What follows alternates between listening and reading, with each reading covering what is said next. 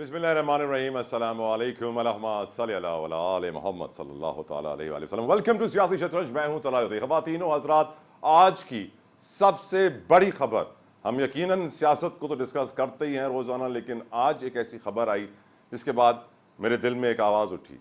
क्या शहीद जुल्फ़िकार अली भुट्टो को honourable chief justice of Pakistan Qazi Faez Isa साहब इंसाफ दिलवाने वाले हैं?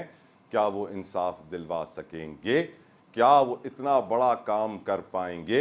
ये मैं इसलिए कह रहा हूँ कि खबरें गर्दिश कर रही हैं कि जुल्फ़िकार भुट्टो के कत्ल से मुतालिक सदारती रेफरेंस समात के लिए मंजूर कर लिया गया है, मुकर्रर करने का फैसला कर लिया गया है, जिसकी समात लार्जर बेंच करेगा। और ये भी ज़राए से इस वक्त खबरें गर्दिश कर रही हैं कि उस लार्जर बेंच की सरबराही honourable chief justice of Pakistan justice Qazi Faez Isa साहब खुद करेंगे। तो यकीनन आज मैं अपने मेहमानों से भी ये सवाल ज़रूर पूछूंगा कि क्या काजी फ़ाइज़ ईसा साहब जुल्फ़िकार भुट्टो को इंसाफ दिलवा पाएंगे या नहीं। साथ साथ आज की एक और बड़ी खबर, हम जानते हैं नून लीग ने MQM, BAP, JUI-FE, PMLF, GDA के बाद अब PMLQ से भी इत्तेहाद करने का फैसला कर लिया है। राब्ता हुआ है चौधरी शुजात हुसैन का मियां नवाज शरीफ से, घंटों मुलाकात जारी रही, सीट एडजस्टमेंट तक पर भी बात हुई है। तो यकीनन इससे वाज़ेह हो जाता है कि बात कितनी आगे चली गई। लेकिन जिस तरीके से नून लीग इत्तेहाद कर रही है, कुछ तो कमज़ोरी है जो दूसरों का साथ होना यकीनी चाहिए ही चाहिए, वरना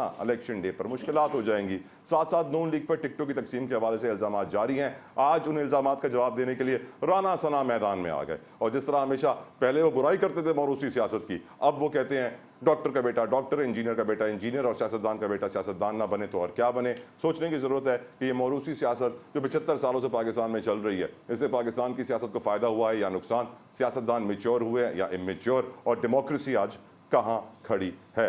नई हल्का बंदियों के खिलाफ Lahore high court, Islamabad high court में दरखास्तें दायर कर दी गई हैं, उनको चैलेंज कर दिया गया है। हम ये जानते हैं अगर नई हल्का बंदियों के ऊपर केसेस चले और टाइम लगा तो अल्लाह ना करे 8 फरवरी 2024 बहुत इंपॉर्टेंट डे है। अभी तक election schedule election commission of Pakistan ने अनाउंस नहीं किया है, जिसकी वजह से बहुत सारे सवालिया निशान, क्वेश्चन मार्क्स लग रहे हैं इलेक्शन कमीशन ऑफ पाकिस्तान की कारकर्दगी पर, परफॉर्मेंस पर। मेरे साथ बहुत सारे कमाल मेहमान मौजूद हैं। विदाउट एनी फर्दर डिले उनका तारुफ आपके साथ करवाता चलूँ। स्टूडियो में मुझे ज्वाइन किया है पाकिस्तान पीपल्स पार्टी के सीनियर रहनुमा हैं नजमी आलम साहब। Thank you so very much Najmi साहब। साथ साथ स्टूडियो में मौजूद हैं MQM पाकिस्तान से शब्बीर कायम खानी साहब। Thank you so very much कायम खानी साहब, आपने अपना कीमती वक्त निकाला। जूम पर मेरे साथ मौजूद हैं सीनियर सहाफ़ी, सीनियर तजियाकार शौकत पराचा साहब। Thank you so very much Paracha साहब, आपके कीमती वक्त का। और PMLN से हमें कैसर अहमद शेख साहब ज्वाइन करने वाले हैं, मैं उनका भी पहले ही शुक्रिया अदा कर देता हूं। सबसे पहले सवाल पीपल्स पार्टी के लीडर नजमी आलम साहब की तरफ।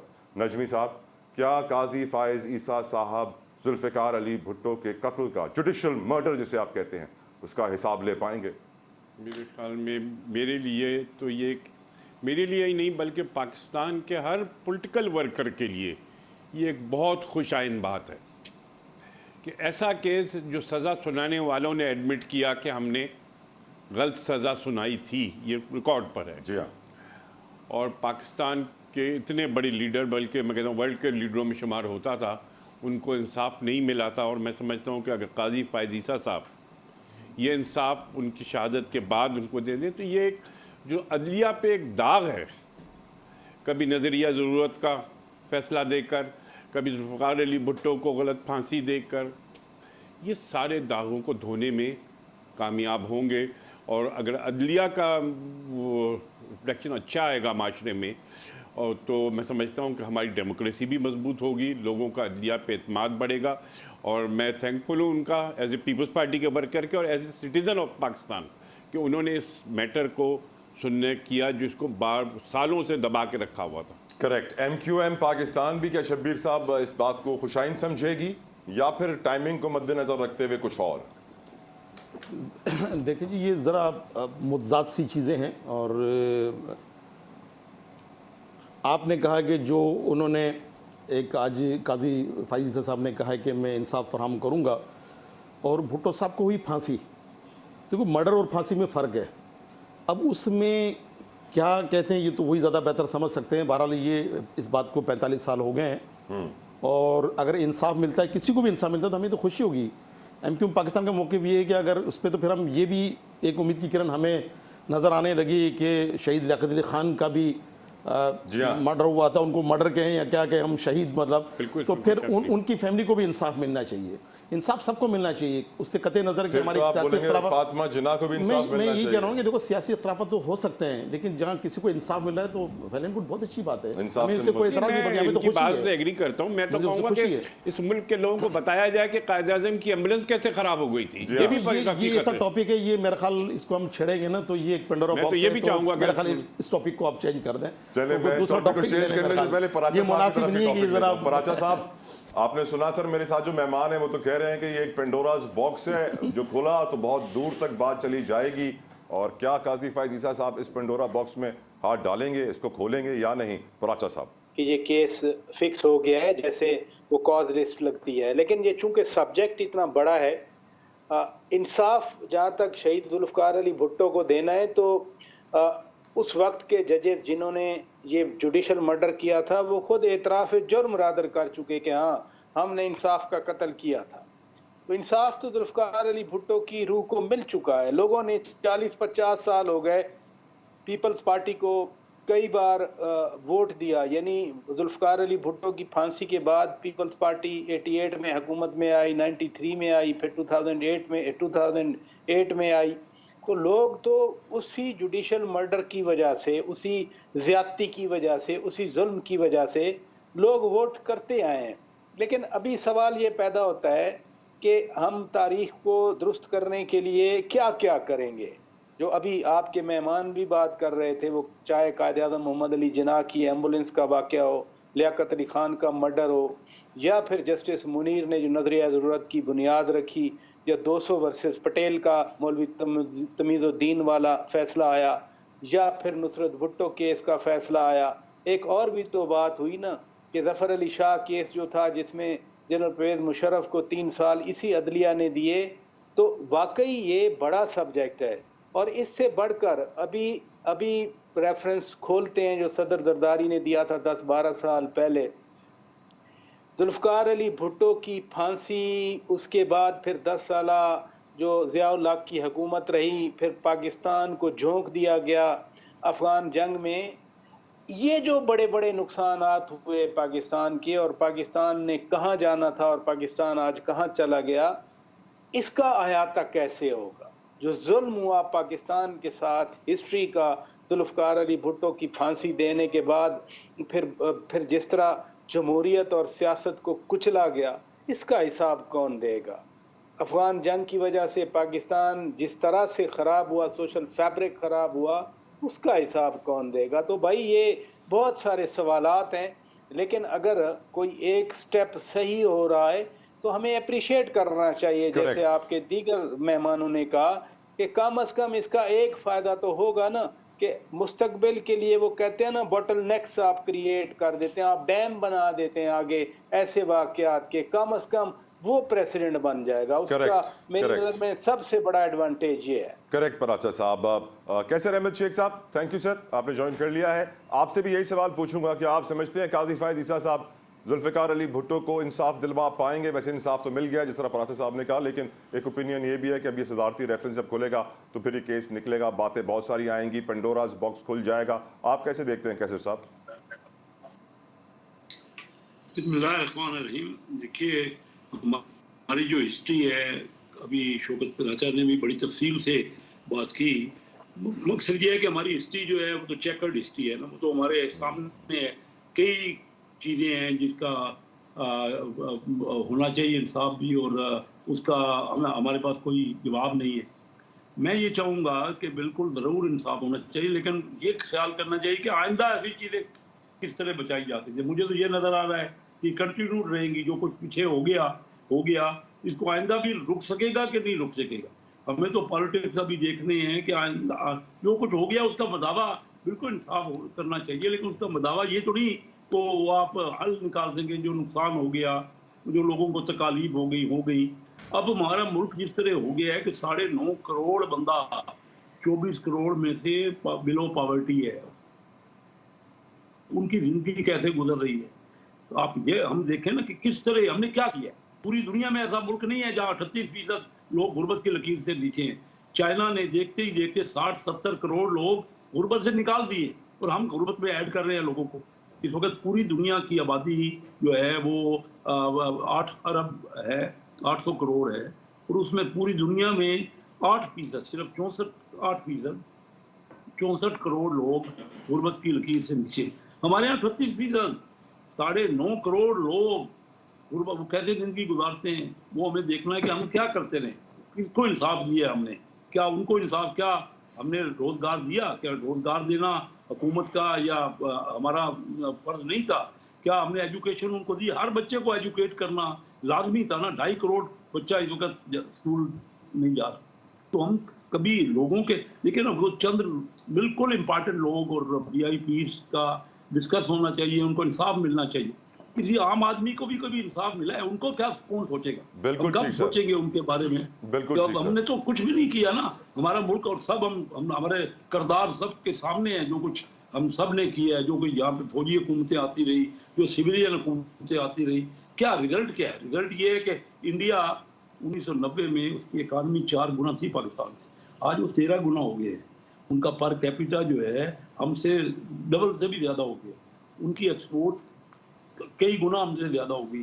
सर तो वहाँ हमसे जमहूरियत बांग्लादेश- मजबूत है, वहाँ सियासतदान मजबूत है, वहाँ पर सिर्फ हम जमहूरियत की बात नहीं है, मैं इख्तलाफ करूंगा। चाइना में बिल्कुल जो कुछ चाइना है वो आज तक नॉन हिस्ट्री में नहीं है। वो रिजल्ट 70 करोड़ लोग, बिल्कुल जमहूरियत नहीं है, डिक्टेटरशिप है, या पता नहीं उनका क्या सिस्टम। सर वो बादशाह या कुछ कह लें, चाइना उसको आप 50-60 बादशाह बार- से कंपेयर कर ले, मोनार्की कहिए उसको। जो कुछ भी कह लें, रिजल्ट लोगों को रिजल्ट उन्होंने दिया है। आप लोगों का भी कोई देखेंगे आम सर बंदे मैं को तो फायदा कहता हूँ कहाँ? छोड़े जमहूरियत, किस सिस्टम ने? बादशाहत ले आए हमें पाकिस्तान गलती में। है। ब्रेक का मुझे कहा जा रहा है क्या शेख साहब, करें? हम शेख साहब मिलके- सो सॉरी, शेख साहब सो सॉरी, मुझे ब्रेक का कहा जा रहा है, मैं माफी चाहता हूं आपसे, एक ब्रेक मुझे लेने दीजिए।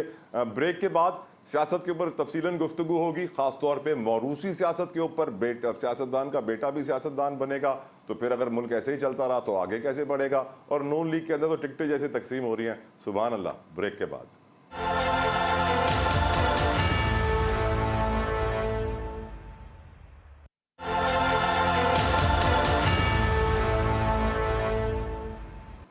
इलेक्शंस होने जा रहे हैं। मौरूसी सियासत पाकिस्तान में कुछ नई नहीं है, हम सब जानते हैं कि क्या है ये मौरूसी सियासत, किस तरह चंद खानदान सियासत के मैदान पे अपनी इजारादारी कायम किए हुए हैं। लेकिन ये बात उस वक्त निकली जब नून लीग की टिकटों की तकसीम की खबरें शाया हुई और मालूम पड़ा कि जितने भी बड़े लीडर्स हैं वो यही चाह रहे हैं कि उनके बेटे, उनकी बेटियाँ, उनके दामाद, उनके समधी, उनके बहनोई, उनके रिश्तेदार किसी तरीके से टिकट हासिल कर लें। और इस वक्त ऐसी तगो-दौ लगी पड़ी है PMLN के अंदर टिकटों की कि बड़ा मुश्किल हो जाता है इस वक्त PMLN की लीडरशिप को प्रोग्राम में बुलाने के लिए। हमने बड़ी कोशिश की बहुत सारे लोगों को बुलाने के लिए, कोई नहीं आया। लेकिन शेख साहब, कैसर अहमद शेख साहब बड़े अच्छे इंसान हैं, हमारे साथ बड़ा एक नरमी का उनका रिश्ता है और वो आ जाते हैं हमारे प्रोग्राम में। शेख साहब पहले आपसे ही पूछ लेता हूँ, क्योंकि आज राना सनाउल्लाह साहब ने तो कह दिया है कि मौरूसी सियासत की पहले बुराई करते थे, आज कह रहे हैं कि सियासतदान का बेटा सियासतदान ही बनेगा। और जो टिकटों की फरोख्त हो रही है सिंध में, तो कहा जा रहा है एक ही खानदान है जिसको माइनॉरिटी की टिकट मिलती है और किसी को नहीं मिलती है, कोहिस्तानी साहब का जो फैमिली है। आप बताइए सर, आपको टिकट मिला कैसर साहब? हाँ, मैं कल उस मीटिंग में था जिस मीटिंग में सारी टिकटों की बातें हो रही थी। कल कोई 1.5-2 घंटे मैं मियाँ शहबाज शरीफ साहब के साथ और राना सनाउल्लाह भी थे उसमें, और हमारे याद सादिक साहब भी थे। तो इन सब के साथ मैंने डिस्कस किया है। देखिए, टिकटों की बातें तो हर इलेक्शन में होती हैं, कोशिश हर एक की होती है कि उनको टिकट मिले, ये बिल्कुल गलत बात है। मुस्लिम लीग कभी किसी टिकटों के लिए कभी किसी से पैसे नहीं मांगेंगे, बड़ा मैं कैटेगोरिकली कह रहा हूँ। अगर किसी ने भी ये बात कोई है प्रूव अगर किसी के पास तो लाए, कभी ये मुमकिन ही नहीं है। क्योंकि मैं भी 7वां इलेक्शन लड़ा हूँ और मुस्लिम लीग में मैंने पहला इलेक्शन 1993 में कंटेस्ट किया था, मैं खुद उसमें शामिल हूँ। कल डिस्कस हुआ है और मुझे टिकट तो अलबत्ता मेरा कभी मसला नहीं रहा, क्योंकि जब मुझे टिकट नहीं भी मिला था तो पंजाब में वाहिद हमारी एक सीट थी जिसमें एज एन इंडिपेंडेंट, जब मेरे नीचे कोई MPA भी नहीं था, हमने चंडोर से मुस्लिम लीग और पीपल पार्टी दोनों के कैंडिडेटों के टोटल से भी ज़्यादा वोट लिए थे। और पूरे मुल्क ने जो इंडिपेंडेंट 11 मेंबर बने थे उन्होंने मुझे अपना लीडर उस वक्त बनाया था। उस वक्त मुस्लिम लीग की 2/3 से भी ज़्यादा। अच्छा ये बताएं फिर आप अपने बेटे को नहीं लेकर आ रहे सर? जी, मेरा बेटा पिछली बार मुस्लिम लीग को जरूरत थी, हमारे चंडियोट में कोई कैंडिडेट नहीं। तो मुझे मियाँ शहबाज शरीफ साहब ने कहा, मेरे बड़े मरहूम बेटा जो फोत हो गया, Irfan Qaiser, Lahore chamber of commerce industry का प्रेसिडेंट रहा और टेफ्टा का चेयरमैन रहा, तो वो उनके साथ मियाँ शहबाज शरीफ साहब का बड़ा इंटरेक्शन था। उन्होंने कहा कि हमारे पास कोई कैंडिडेट नहीं है, तो आप वो खुद तो कंटेस्ट नहीं कर सकता था क्योंकि वो टेफ्टा का चेयरमैन रिटायर हुआ था और पीरियड होता है कुछ उसके दौरान। तो उसने अपने भाई को, जो कभी चंडियोट आया नहीं था, उनको बुला के पिछली बार एमएनए का इलेक्शन लड़वाया था चंडियोट के दूसरे हल्के से। हम वो इलेक्शन जीत नहीं सके, हार गए। और इस बार मेरा बेटा जरूर कैंडिडेट है, लेकिन मुझे नहीं लगता जिस तरह पार्टी कहेगी और भी कैंडिडेट है। और सिंध के अंदर तो कैसर साहब सिंध के अंदर तो कैसर साहब एक ही खानदान है जिसको रिजर्व्ड माइनॉरिटी की सीट दी जाती है, वो खीलदास कोहिस्तानी साहब की फैमिली के हैं। खेलदास से मेरा दोस्त है और हमारे भी मतलब बड़े मोहसिन है, हमारे शो में आते रहते हैं, लेकिन आजकल टिकटॉक की मारामारी बढ़ी है सर।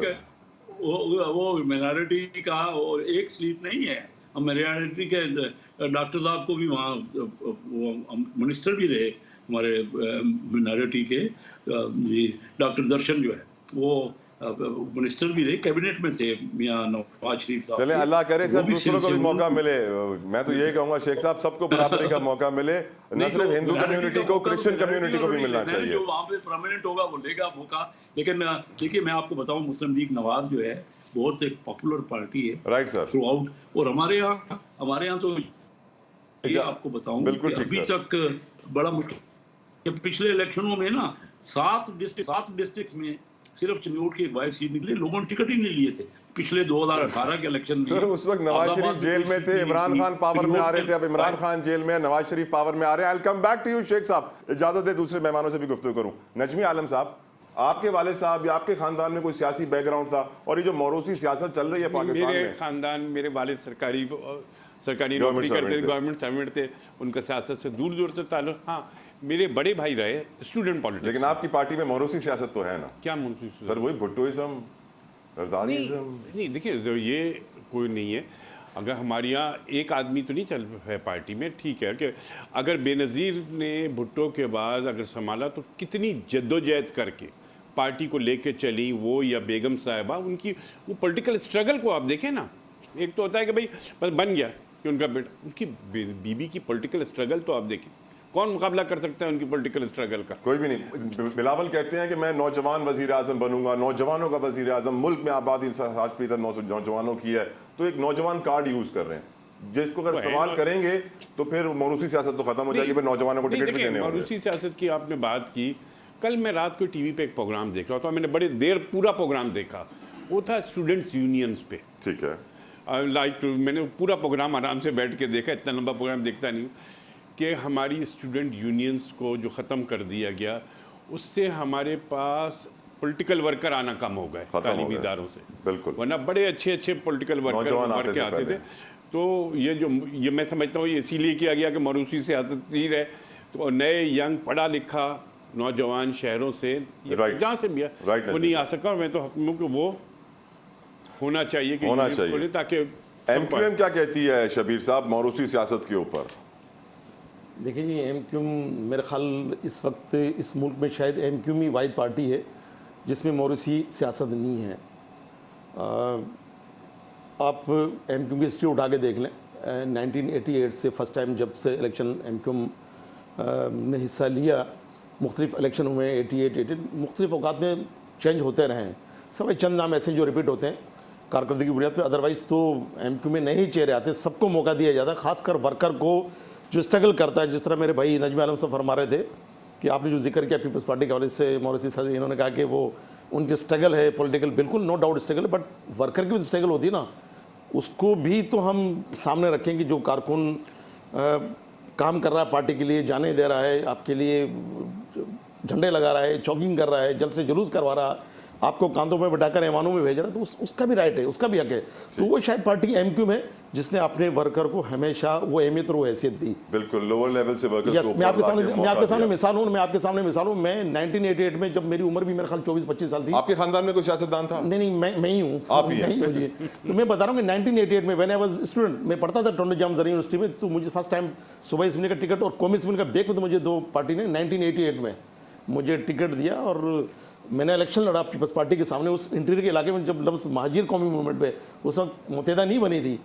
तो उस वक्त आप अंदाज़ा लगा लेंगे, अंदरूनी सिंध के अंदर, आप माशाल्लाह आपका ताल्लुक भी वहीं से है। जी हाँ, तो वहाँ रख कर भी मैं सिर्फ 1800 वोटों से हारा था। अली कुतुब शाह साहब जानते होंगे ये, उनके सामने 88 में, जब तो उम्र भी नहीं थी, ना तजर्बा था, ना पैसे थे, तो वो वाहिद एमक्यू ने कहा पैसे हैं। अब तो जाहिर है, मैं तो नहीं कहूँगा कि पैसे नहीं है, पैसे हैं बिल्कुल, अल्लाह ताला ने सब कुछ दिया। अल्हम्दुलिल्लाह। पराचा साहब, क्या हमारी जमहूरियत मैच्योर नहीं होती है, हमारे सियासतदान मैच्योर नहीं होते, लूली लंगड़ी जमहूरियत ही चलती रहती है, कहते हैं something is better than nothing? इसकी क्या वजह आपकी नज़र में? आप सीनियर हैं, मौरूसी सियासत है? जमहूरियत नहीं चलती, इसका तो जवाब आपने खुद दे दिया। लूली लंगड़ी जमहूरियत क्यों होती है? जमहूरियत कहाँ चलती है पाकिस्तान में? सब चीज़ें तो जमहूरियत के ऊपर ही हमला आवर होती हैं, जहाँ 10-10 साल पता ही ना चले जमहूरियत है या नहीं है। जो सस्टेनेबिलिटी है, तसलसल है, वही खुद क्लींजिंग करता है, उसी से रिफाइनमेंट होती है। जो अनडिज़ायर्ड एलिमेंट्स हैं वो कैसे निकलेंगे जब तक ये प्रोसेस चलता रहेगा। मसलन 2002 जब जनरल परवेज मुशर्रफ की हुकूमत थी, एक NRB बनी थी, national reconstruction bureau. General Naqvi साहब ने नया फार्मूला दिया था लोकल बॉडीज़ के ज़रिए। वो हुआ क्या कि पहले जो फैमिलीज़ थी उनकी थोड़ी ग्रिप थी, जब डिस्ट्रिक्ट काउंसिल के अंडर आपने सारी पावर दे दी नाजिम को, तो वो उल्टा और ग्रिप ज़्यादा हो गई। फिर वो कज़न असेंबली में आ गए और वो साहब खुद जो भी थे उस फैमिली वाले, वो नाजिम बन के बैठ जाए।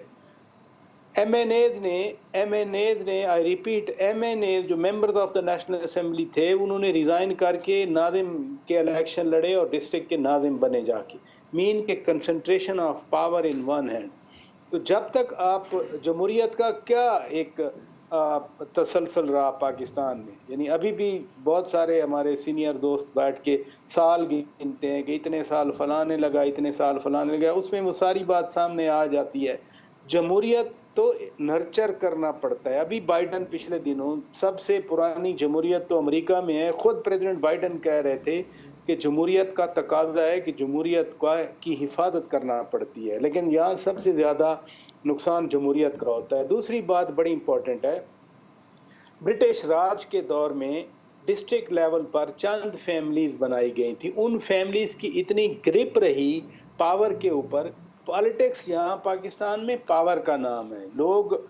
लोगों की फैमिली प्रेस्टीज होती है कि हम अगर इलेक्शन हार गए तो हमारी फैमिली की रिस्पेक्ट पे, प्रेस्टीज पे हर्फ आएगा, लिहाजा कोई इररिलेवेंट नहीं रहना चाह रहा।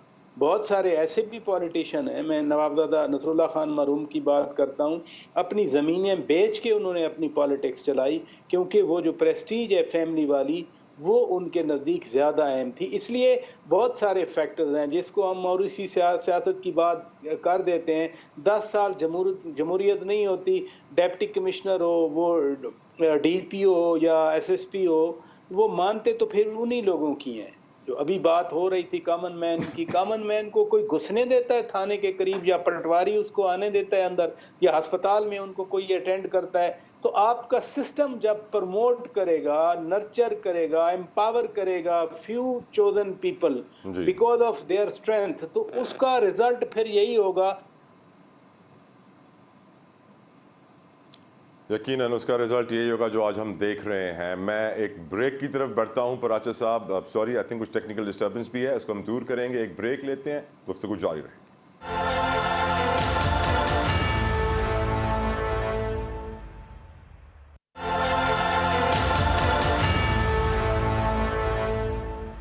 इलेक्शन कमीशन ऑफ पाकिस्तान के ऊपर बड़ी जिम्मेदारी आयद होती है कि वो वक्त पर तमाम तर कायम करे, लेकिन जिस तरह हमने देखा कि वजारत खजाना से पैसे लिए गए 17 अरब 40 करोड़ रुपए से वाज़ेह हो जाता है कि इलेक्शन कमीशन ऑफ पाकिस्तान हमेशा आखिरी मिनट का इंतजार करता है और लास्ट मिनट में जाके काम करता है, होश में आता है। इस वक्त इलेक्शन कमीशन ऑफ पाकिस्तान के ऊपर बहुत बड़ी जिम्मेदारी है, इलेक्शन शेड्यूल का ऐलान किया जाए। बताया जा रहा था कि 10 तारीख खत्मी तारीख होगी, उस वक्त तक ऐलान कर दिया जाएगा, दिसंबर के पहले 10 दिन, लेकिन वो भी अब कुछ खतरे में पड़ते हुए नजर आ रहे हैं। क्या सूरत हाल है, क्या कारकर्दगी है इलेक्शन कमीशन की? पराशा साहब, आपसे शुरू करूंगा इस दफा मैं। आपकी नजर में इलेक्शन कमीशन की अब तक की परफॉर्मेंस काबिल इत्मीनान बख्श आपको नजर आ रही है या फिर हैरान कुन?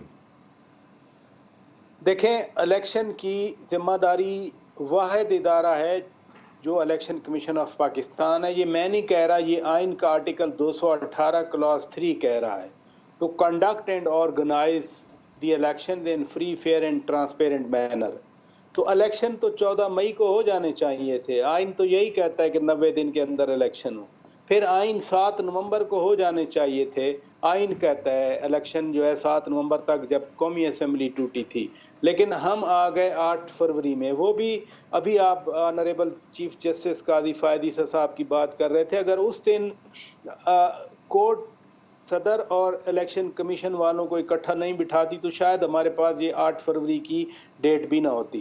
इस वक्त तक इलेक्शन कमीशन को 10 अरब रुपए पहले मिले थे और 17 अरब 40 करोड़ कल मिल गए, तो मोर और लेस 27 अरब रुपए इलेक्शन कमीशन ऑफ पाकिस्तान के पास हैं। तो और ये भी फाइनेंस ने कह दिया कि जो रिक्वायरमेंट आपकी आती जाएंगी हम आपको मुकम्मल पैसे देंगे, यकीन दहानी करवा दी। तो इसलिए इलेक्शन शेड्यूल 5 दिसंबर को आ जाना चाहिए था, वो अभी तक नहीं आया। And that's very some for everyone कि शेड्यूल क्यों नहीं आया। फिर वो 54-55 दिन वाला सारा प्रोसेस होना है, लेकिन फिर भी उम्मीद तो यही रखनी चाहिए और हम जोर भी यही दे रहे हैं कि इलेक्शन हों, 8 फरवरी को ही हों। बहुत कुछ पाकिस्तान का एट स्टेक है। सिर्फ मैं कोई खारजा पॉलिसी या मईशत पे तो शेख साहब ने बड़ी अच्छी तरह रोशनी डाली। पाकिस्तान के अंदर जो जमहूरी अमल है, अगर असम्बलियों के इलेक्शन नहीं होंगे तो फिर सेनेट नई नहीं बनेगी। 12 मार्च तक आपकी सेनेट मुकम्मल होनी है और सेनेट पूरी नहीं होगी और असम्बलियां नहीं होंगी तो फिर सदर का इलेक्शन नहीं होगा।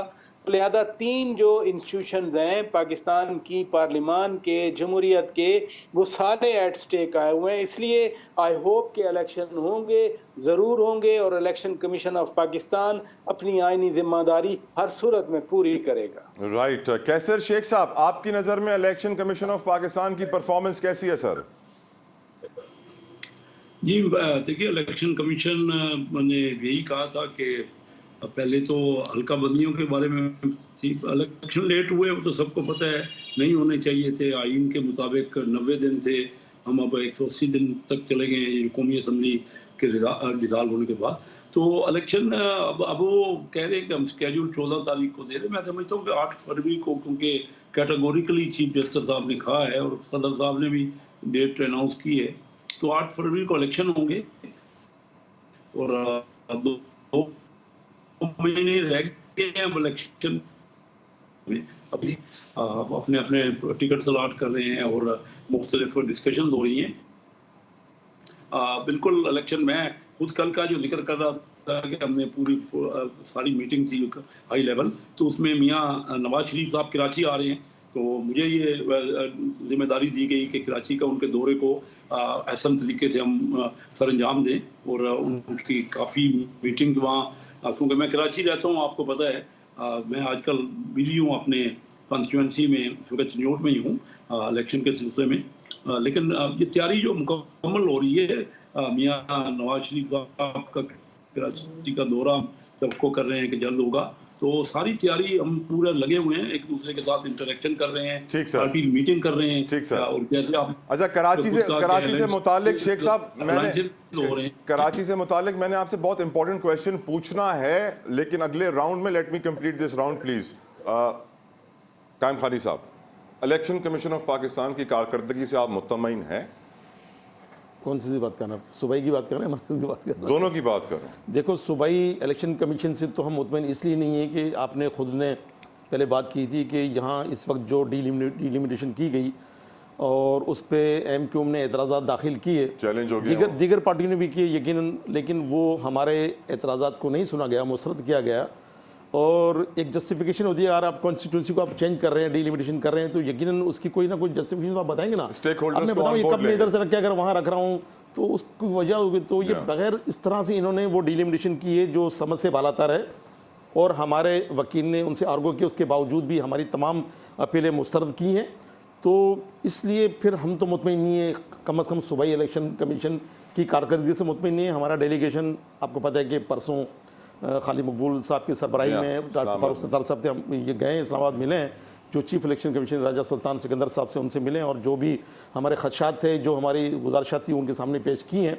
तो हमें उनका भी इंतज़ार है, अदरवाइज़ तो फिर हमारे पास आईनी और कानूनी हमारे पास हक हम रखते हैं, फिर ज़ाहिर हाई कोर्ट है, फिर हम वक्त नहीं है कर सकते ना हैं। कायम खानी साहब, वक्त नहीं है। नजमी साहब, are you happy with election commission of sir Pakistan? एक बात मैं क्लियर कर दूं कि हल्का बंदी सिंध पर इलेक्शन कमीशन ने नहीं की है, ये इस्लामाबाद ने की है। कि पटवारी जो बनाएगा, यहाँ का जो मुख्तार बनाएगा, वही मुख्तार चीज़ें ये उनको पटवारी नहीं थे, इलेक्शन शामिल। इस्लामाबाद वालों को क्या पता, नजमी भाई उनको क्या पता होगा, ये जो यहाँ से लोग थी। बनाएंगे अच्छा, अपीलें हमने भी की जिस तरह आप बनवाएंगे वैसे ही होगा ना।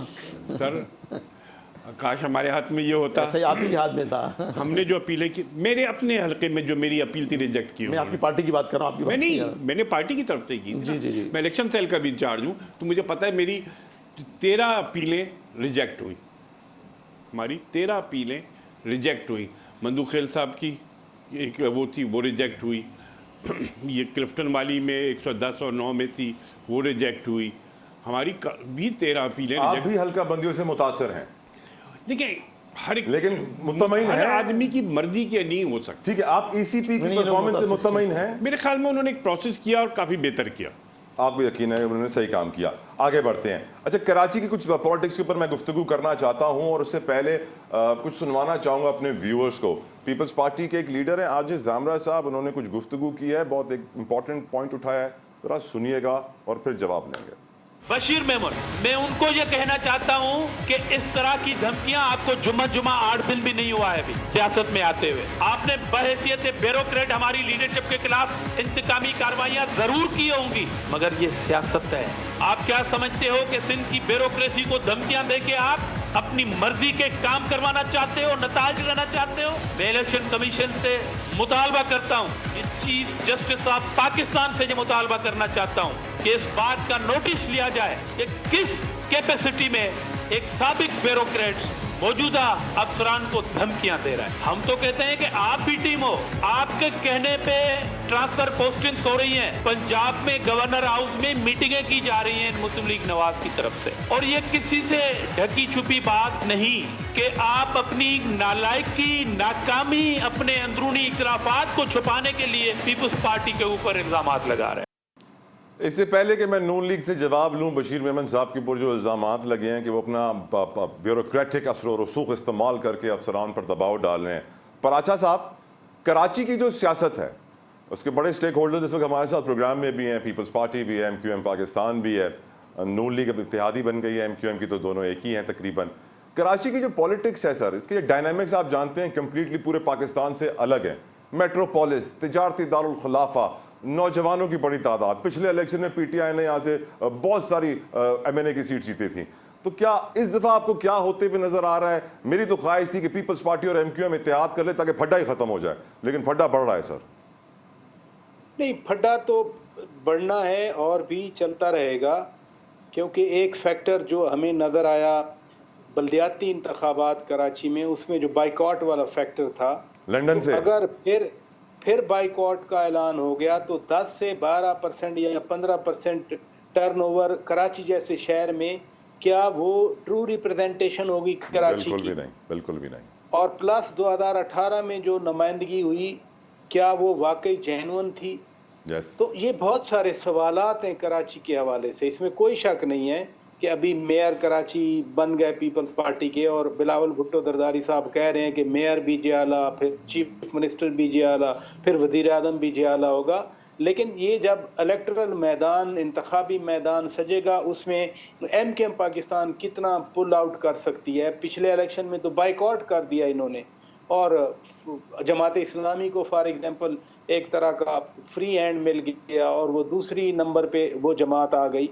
पीटीआई का फैक्टर, आज नकवी साहब को उन्होंने दोबारा सदर बना दिया, वाइस प्रेसिडेंट बना दिया पीटीआई का, फिरदौस शमीम नकवी साहब को, तो क्या वो एक क्राउड पुलर का किरदार अदा कर सकते हैं? वहाँ हलीम आदिल शेख और फिरदौस शमीम नकवी की तो वैसे भी आपस में नहीं बनती, इसलिए क्योंकि वो मरूसी या वो जो इन्फ्लुएंशियल या इलेक्टेबल वाला कराची में वो फैक्टर नहीं है जो हम पंजाब में या सिंध में देखते हैं। वो कराची का बिल्कुल आपने सही कहा कि डायनामिक बड़ा डिफरेंट है और उस डायनामिक को बार बार टेस्ट भी किया गया है। मैं 2018 की एग्जांपल दे रहा हूँ कि टेस्ट किया गया, वो 14 सीटें पीटीआई ने निकाल ली, हम बड़े हैरान थे।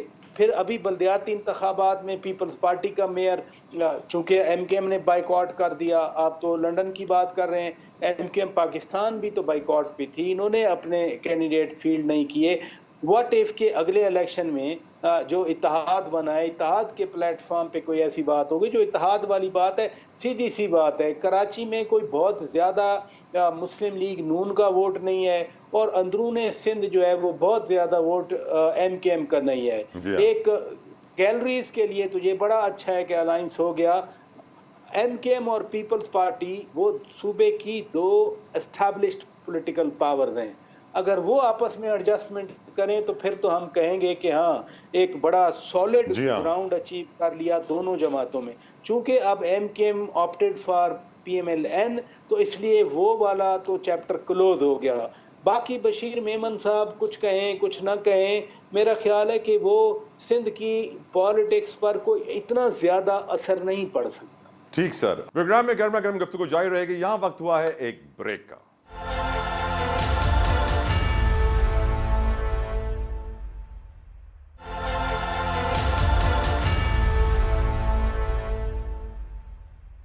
वेलकम बैक टू सियासी शतरंज। गुफ्तगू को अब हम आगे बढ़ाते हैं। शेख साहब, क्या बशीर मेमन साहब वाकई ऐसे काम कर रहे हैं जिस तरह आज जामरा साहब ने कहा कि अपना ब्यूरोक्रेटिक असर और रसूख इस्तेमाल करके ऑफिसर्स को ऑर्डर करना, दबाव डालना, प्रेशर डालना, आई थिंक ये तो अनएथिकल होगा सर। ये देखिए, ये वैसे बात भी मेरे जैसे कराची में रहने वाले के लिए तो एक मजाक लगती है कि 15 साल से एक पार्टी की हुकूमत है और उसके बावजूद वो कह रहे हैं कि ब्यूरोक्रेट्स के ऊपर असर डाल रहे हैं। आप सोचिए सर, साबिक डीजी एफआईए सर कोई छोटी चीज नहीं होता शेख साहब। तो अगर साबिक डीजी एफआईए की इतनी पोजीशन है तो मौजूदा की तो और ज्यादा होती होगी, और फिर बाकी जो आईजी हैं वो उनकी भी तो सर मरावा हाथी जिंदा हाथी से ज्यादा महंगा है सर। नहीं, ऐसी कराची की डायनामिक्स शौकत पिराचादार बड़ी अच्छी तरह कही। चले हर पार्टी चले नजमी साहब कुछ ऐड करना चाह रहे हैं। कैसर साहब, कई जगहों पे सरकारी अफसरों को ये धमकियां दे रहे हैं कि हम लाडले हैं। नजमी साहब की सुने सर, शेख साहब नजमी साहब की सुनते हैं। सर, ये हो रहा है कई जगहों पे एसएसपीस को, डीआईजीस को ये हजरत धमकियां दे रहे हैं कि मेरी बात नहीं मानोगे, कल हम लाडले हैं हमारे हुकूमत में, फिर मैं तुम्हें देख लूंगा। वो सब डीएमजी ग्रुप ऑफिसर्स होते हैं, वो यहाँ पे भी ड्यूटी देते हैं, पंजाब भी जाते हैं। गवर्नमेंट के एम्प्लॉय नहीं होते, वो ज्यादातर डीएमजी ग्रुप के ऑफिसर्स होते हैं। शेख साहब ही कंप्लीट होने दें। शेख साहब कंप्लीट करें। पीपल पार्टी की बात करते हैं तो प्रोग्राम उन्हीं का करवा देना। नहीं शेख साहब कंप्लीट करें। नहीं सर, आप शेख साहब आप करें, आप करें सर, आप बात करें शेख साहब। शेख साहब बात करें। आप बात ही नहीं करने दे रहे। प्लीज सर, प्लीज बात करें। देखिए, बात ये है कि कोई कंक्रीट एविडेंस आना चाहिए। पीपल पार्टी को ये रेप देता है, देखिए हमारे साथ भी वो थे, और खुद पीपल पार्टी के बिलावल भुट्टो जरदारी साहब ने मेरे सामने असेंबली में कहा, मुझे 16 में मिल के चले, उन्होंने कहा जी शाबाश, आला हमसे डील किया है कि हम समझते हैं कि वो हमारे प्राइम मिनिस्टर ज्यादा थे बनस्बत पीएमएलएन के। आज जरा हटे, अब जाए ना आवाम के पास जाएं, अपना मैनिफेस्टो दें। इस वक्त शिकायतों की बात नहीं है, इन्होंने शिकायतों के निकलते ही अभी तक हम सब मिल के थे और सिर्फ शिकायतें उनकी तरफ से आ रही। मुस्लिम लीग तो कोई इलेक्शन लड़े ना, ये लोगों के पास जाएं। अभी वो कह रहे हैं, और कराची का नौजवान जो है ना, वो एमक्यूएम ने भी यहाँ रूल किया है, जमात इस्लामी भी बहुत उसकी पधेराई है, जेयूआई की पधेराई है, पीपल पार्टी यहाँ पे है। किसी के काबू में नहीं है कराची का नौजवान, क्योंकि और ये सिर्फ हम देखते हैं कि क्या कर सकता है ब्यूरोक्रेट कि किसी जगह पे एक से उधर आए हैं, इलेक्शन लड़े हैं। ये बातें अब जेब नहीं देती हैं। राइट शेख साहब। हम तो लोगों की बात करें कि हमने उनके लिए क्या डिलीवर करना है, राइट सर, उनको क्या रिजल्ट देना है। Right sir. शिकायतें मुस्लिम लीग जिंद में शिकायतें कर रहे हैं। चलिए सर, फिर आपको चाहिए कि जिस तरह आपने पंजाब में नून लीग ने अपने मोटरवेज बनाए ना, सिंध में भी बनाते थे, तो हम लोग शायद इतनी शिकायतें नहीं करते सर, लेकिन सैडली हमारे यहाँ बीबी सिर्फ सक्कर तक ही है, आगे बन के नहीं दे रहा। नहीं, सर पार्टी ने देखिए सेहत में काम किया। मैं कराची रहता हूँ, सिंध में सेहत के लिए पीपल पार्टी का काम नजर आता है, किया है उन्होंने। लेकिन एजुकेशन में, हमें इंफ्रास्ट्रक्चर में, पानी के वहाँ मामलात हैं। मैं वहीं शुरू से 46 से मेरी फैमिली का बिजनेस कराची में है, तो ये तो हमने खुद देखा है, कराची के तमाम अदवार को देखा है। राइट शेख साहब। बहरहाल अभी मैं समझता हूँ कि अभी आगे बढ़ के ना अपना प्रोग्राम देना चाहिए। बिल्कुल सर। लोगों को मोटिवेट करें कि किस तरह एमक्यूएम पाकिस्तान भी कराची की बड़ी स्टेक होल्डर है, तो कायम खानी साहब, ये जो बातें हुई अभी कराची के हवाले से, सियासत की, डिलीवरेंस की, काम की, तरक्याती कामों की, जो फड्डे हैं एमक्यूएम के, अब आप इत्तेहाद करने गए हैं एक नई किंग्स पार्टी के साथ, जबकि आपका स्टेक कराची में है। पीपल्स पार्टी के साथ इत्तेहाद होता तो कितना बड़ा झगड़ा ही खत्म हो जाता। देखें जी, बात ये है कि पीपल्स पार्टी से आप जो बात कर रहे हैं, ऐसा बहुत दफा हो चुका है। 1988 में first time Pakistan people's party से इत्तेहाद किया था एमक्यूएम ने। मोहतरमा वजीर आजम बनी थी मोहतरमा शहीद बेनज़ीर भुट्टो साहिबा। उसके बाद कई मरतबा 2008 में, फिर अभी पीडीएम के जब ये हमारे मुज़ाकरात हुए, उस वक्त भी जो पीपल्स पार्टी से शिकायत थी या जो खदशात थे वो हमने बयान किए हमारी पार्टी ने बैठकर। मौलाना फजल रहमान की मौजूदगी में, शहबाज शरीफ की मौजूदगी में, वो गारंटर हैं, विटनेस हैं, साइन किए उन्होंने, बिल्कुल एग्रीमेंट हुआ हमारा तहरीरी रिटर्न के अंदर। उसके बावजूद भी पीपल्स पार्टी जो हमारे जो मुतालबात हैं, क्या मुतालबात हैं कि मुतालबात कराची को पैसे दिए जाएँ, जो कराची में पैसे लगे, जो कराची जिसका राइट रखता है, कराची रेवेन्यू देता है। कराची के पढ़े लिखे बेरोज़गार जो हैं बेचारे, आज पढ़े लिखे नौजवान जो बेरोज़गार हैं, पाकिस्तान पीपल्स पार्टी ने मेरे ख्याल 5 लाख से ज़ायद नौकरियां दी हैं कमोबेश। और आप देखेंगे उसमें कराची शहरियों को कितनी नौकरी मिली है। सिंध के अर्बन एरियाज़ में जो रहते हैं पढ़े लिखे लोग, क्या वो इंसान नहीं, क्या वो सिंध में नहीं रहते हैं? तो ये ज़्यादतियाँ पाकिस्तान पीपल्स पार्टी ने की हैं, ये शिकायत हमें रही है पाकिस्तान पीपल्स पार्टी से। उसका बरमना एमक्यूएम ने हर फोरम पे इजहार किया है। अगर पाकिस्तान पीपल्स पार्टी ये काम कर लेती तो पीपल्स पार्टी से हमारा इत्तेहाद ही इत्तेहाद है, फिर कोई मैं समझता हूँ दूसरी पार्टी सिंध में आएगी ही नहीं। क्या नून लीग से इत्तेहाद के बाद आपका सिलेक्शन हो जाएगा? देखो, नून लीग से हमने कोई ऐसे मुतालबात हमने नहीं रखे। 18वीं तरमीम जैसी तरमीम मैं यही कह रहा हूँ। हाँ, सबसे बड़ा मुतालबा यही है कि हम ये कहते हैं कि 18वीं तरमीम में सबसे बड़े, आप कह रहे हैं कि पीपल्स पार्टी के मेयर को इख्तियारात दो, पैसे डायरेक्ट विफाक हम से पूरे दो। पाकिस्तान की बात कर रहे हैं, हम पूरे पाकिस्तान की बात कर रहे हैं कि पाकिस्तान के जब इख्तियारात मिलेंगे तो जो कराची के मेयर, भले वो मुर्तज़ा बाबू वो कोई भी हों, पेशावर के मेयर हों, कोयटा के हों, लाहौर के हों, सबको वो इख्तियार। लेकिन कायम खानी साहब, आपका मेयर जब बेबसी का रोना रोया करता था कि मेरे हाथ में कुछ नहीं, ना मेरे पास पैसे, ना इख्तियारात, उस वक्त आप ही नहीं लेकर आए? देखिए जी, कराची के बहुत से ऐसे डिपार्टमेंट हैं जो मेयर के अंडर में होने चाहिए, मेट्रोपॉलिटन के अंदर। वो पाकिस्तान पीपल्स पार्टी ने क्या किया कि जिसमें वाटर बोर्ड को अलग कर दिया, SBC को अलग कर दिया, सारी चीजें कर पर तो काट दिया आपने। आप पर काट के कह रहे हैं कि आप नजमी साहब कुछ कहना चाह रहे हैं, आपकी बात आप परवाज करें। वाटर बोर्ड के चेयरमैन मेयर कराची, जो इस पार्टी तो अभी एक बात बता रहा हूँ ना मैं, ये मेयर कराची है आपके चेयरमैन। तला साहब पर काट कर आप सॉलिड कहेंगे वेस्ट तो परवाज करें, तो कैसे का परवाज कर सकते? मसाइल रहे हैं, बिल्कुल मसाइल का सामना रहा है एमक्यूएम को, और उसका एमक्यूएम बरमने इजहार किया है। ऐसा नहीं है कि उसको मेयर है, उसका चेयरमैन है। एमक्यूएम जो बात कर रही है वो तो पूरे मुल्क का इसमें फायदा होगा। और इंशाल्लाह ताला ये अगर ये डेवलपमेंट प्लान एमक्यूएम ने दिया, अगर इस पे इम्प्लीमेंट हो जाए तो फिर 18वीं तरमीम का समराज नजर आएंगे। और इसमें सबको खुश होना चाहिए। ये तो सबके नीचे ग्रास रूट पे एक फायदा है सबको। तो एमक्यूएम ने कोई बुरी बात नहीं की, अच्छी बात की। अब एमक्यूएम की बात मान लेनी चाहिए, तरमीम करके इसको। पराचा साहब के पास वक्त भी कम है, आखिर में उनसे थोड़ा सा तज्जिया ले लेते हैं। पराचा साहब, आपको कराची का मुस्तकबिल इस वक्त क्या नजर आ रहा है? आप जानते हैं कराची वाले बहुत बड़ी तादाद में जो है वो जानना चाहते हैं कि होगा क्या आखिर। नहीं, देखे ना, कराची माशाल्लाह वाइब्रेंट सिटी है। कराची के लोग हौसले वाले हैं और कराची इंशाल्लाह आगे बढ़ेगा। नौजवान मेयर हैं वहाँ पर और लोगों का हक है वो अपना मुंतखब करें आने वाली असम्बलियों में। कौमी असम्बली की सीटें हैं, दूसरा सूबाई असम्बलियों की सीटें हैं। पूरा मुल्क जो है वो तो एक्सपेक्ट करता है कि कराची का, चूँकि पूरा पॉलिटिकल स्पेक्ट्रम डिफरेंट है, पढ़े लिखे लोग हैं, बाशऊर लोग हैं, वो ऐसे नुमाइंदे मुंतखब करें कम से कम जो अपने शहर को अपने सूबे के हवाले से कंट्रीब्यूट करें। हम इस्लामाबाद में बैठकर कराची के हवाले से हम अच्छे ख्यालात रखते हैं, अच्छे जज्बात रखते हैं कि लोगों को उनका जो वोट को इज़्ज़त देने वाली बात है, वहाँ भी कराची में भी वोट को इज़्ज़त मिले और जो सही नुमाइंदे जिनको लोग मुंतखब करें उन्हें आगे वो आएँ और कंट्रीब्यूट करें तरक्की में। देखें ना, बहुत सारी तरक्की हुई है, ऐसी बात भी नहीं है। कराची में जब भी हम आए हैं इस्लामाबाद से, कहीं ना कहीं कोई अंडरपास नया बना है, एक ओवरहेड ब्रिज नया बना है। शेख साहब ने खुद फरमाया कि हेल्थ के सेक्टर में सिंध में बड़ा कंट्रीब्यूट हुआ है। हाँ, हो सकता है उस लेवल पर जितना सोचा जाता है वो ना हुआ हो, और जो सिविक मसाइल हैं, जो बेसिकली बुनियादी तौर पर लोकल गवर्नमेंट के मसाइल हैं, उनको प्रायोरिटी पे पराचा साहब करना पराचा साहब आपकी बात में ना कुछ मैं जरा ऐड करना चाहता हूं, अगर आप इजाजत जरा दें। सा ऐड करूंगा।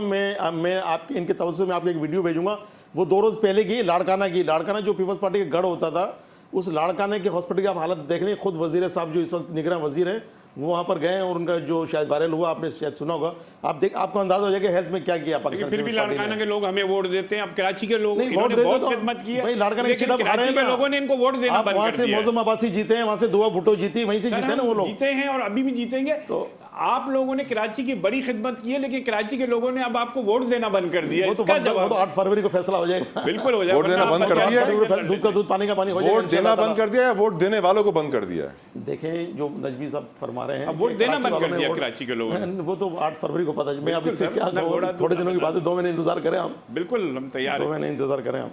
यकीनन अब शेख साहब भी हमारे साथ कराची के ही हैं तो वो नून लीग से, लेकिन कराची से उनका ताल्लुक है। शेख साहब, आपको कराची में कोई नून लीग कोई छक्का मारती हुई नजर आ रही है या फिर हमेशा की तरह मेड इन ओवर होगा सर? नून में कोई ऐसा कि बहुत ज्यादा सीट्स तो कर रहे हैं। अच्छा, मैं नजमी साहब, आपकी नज़र में अगर बल्ला बैलेट पेपर पे नहीं हुआ तो free and fair transparent election होंगे? देखिए, मेरी एज ए पॉलिटिकल वर्कर मैं कभी भी ऐसी बात की हिमायत नहीं करूँगा। हर पार्टी को ये लोगों का इख्तियार है, वो चाहे इमरान खान को एक्सेप्ट करें, शहबाज शरीफ साहब को या बिलावल साहब को या MQM को, लेकिन ऐसे इलेक्शन ना कराए जाएं जिस पे बाद में सवाल उठते हैं। मुतनाज़ा। आप भी एग्री करेंगे सर? बिल्कुल एग्री करते हैं, बिल्कुल एग्री करते हैं, बिल्कुल ऐसे ही फेयर एंड फेयर। मैं शुक्रिया अदा करूंगा नजमी आलम साहब का, शबीर कायम खानी साहब का, कैसर शेख साहब का, शौकत पराचा साहब का, अपने तमाम मेहमानों का बेहद मशकूर शुक्रगुजार। प्रोग्राम का वक्त तमाम होता है, उम्मीद करते हैं आपको पसंद आएगा। सोशल मीडिया पर फीडबैक जरूर दीजिएगा। अंटिल नेक्स्ट टाइम, अल्लाह हाफिज़।